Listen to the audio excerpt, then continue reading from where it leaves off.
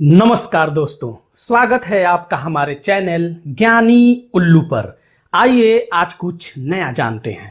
जगन्नाथ धाम को पुराणों में धरती का वैकुंठ कहा गया है। यह भगवान विष्णु के 4 धामों में से एक है। इसे श्री क्षेत्र, श्री पुरुषोत्तम क्षेत्र, शाक क्षेत्र, नीलांचल, नीलगिरी और श्री जगन्नाथपुरी भी कहते हैं। यहाँ लक्ष्मीपति विष्णु ने तरह तरह की लीलाएं की थीं। भगवान जगन्नाथ की मूर्ति विराजमान होने की एक बहुत ही रोचक कथा है।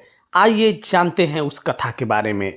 इस संबंध में एक जन प्रचलित कथा है कि एक बार श्री कृष्ण अचानक नींद में राधे राधे कहने लगे तो श्री कृष्ण की 8 पत्नियां चौंक गईं और सोचने लगी कि भगवान अभी तक राधा को भूले नहीं हैं।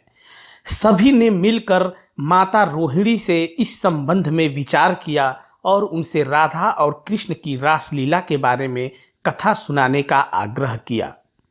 हठ करने के बाद माता रोहिणी ने कहा कि ठीक है, सुनो, लेकिन पहले सुभद्रा को द्वार पर पहरे पर बिठा दो ताकि कोई भीतर प्रवेश न कर पाए, फिर वह चाहे बलराम हो या कृष्ण ही क्यों न हो। सुभद्रा पहरा देने लगी और भीत माता रोहिणी 8 भार्या को कृष्ण और राधा की कथा सुनाने लगे। उसी दौरान बलराम और श्री कृष्ण द्वार पर पहुंच जाते हैं। द्वार पर ही खड़ी सुभद्रा भी यह कथा बड़े ध्यान से सुन रही थी। श्री कृष्ण और बलराम के आने पर सुभद्रा ने उचित कारण बताकर दरवाजे पर ही उन्हें रोक लिया। महल के अंदर से श्री कृष्ण और राधा की रासलीला की कथा श्री कृष्ण और बलराम दोनों को ही सुनाई दे रही थी। तीनों ही उस कथा को भाव विह्वल होकर सुनने लगे। तीनों की ही ऐसी अवस्था हो गई कि पूरे ध्यान से देखने पर भी किसी के भी हाथ पैर आदि स्पष्ट नहीं दिखाई देते थे। तभी वहां अकस्मात देवर्षि नारद आ धमके। उन्होंने तीनों को ऐसी अवस्था में देखी तो वे देखते ही रह गए। तीनों पूर्ण चेतना में वापस लौटे।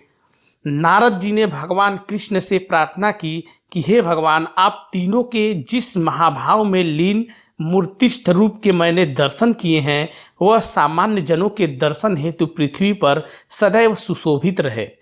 प्रभु ने तथास्तु कह दिया।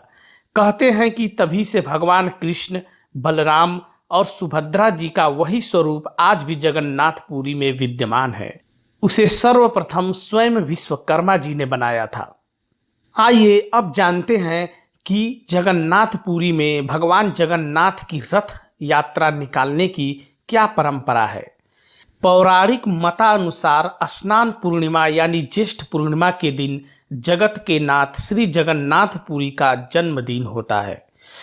उस दिन प्रभु जगन्नाथ को बड़े भाई बलराम जी तथा बहन सुभद्रा के साथ रत्न सिंहासन से उतारकर मंदिर के पास बने स्नान मंडप में ले जाया जाता है।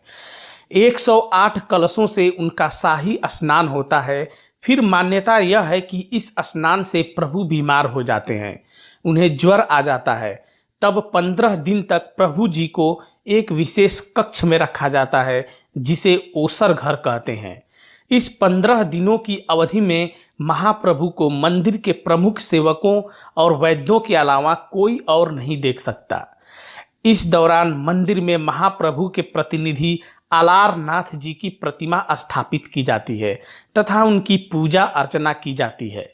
15 दिन बाद भगवान स्वस्थ होकर कक्ष से बाहर निकलते हैं और भक्तों को दर्शन देते हैं, जिसे नव यौवन नेत्र उत्सव भी कहते हैं। इसके बाद द्वितीया के दिन महाप्रभु श्री कृष्ण और बड़े भाई बलराम जी तथा बहन सुभद्रा जी के साथ बाहर राजमार्ग पर आते हैं और रथ पर विराजमान होकर नगर भ्रमण पर निकलते हैं।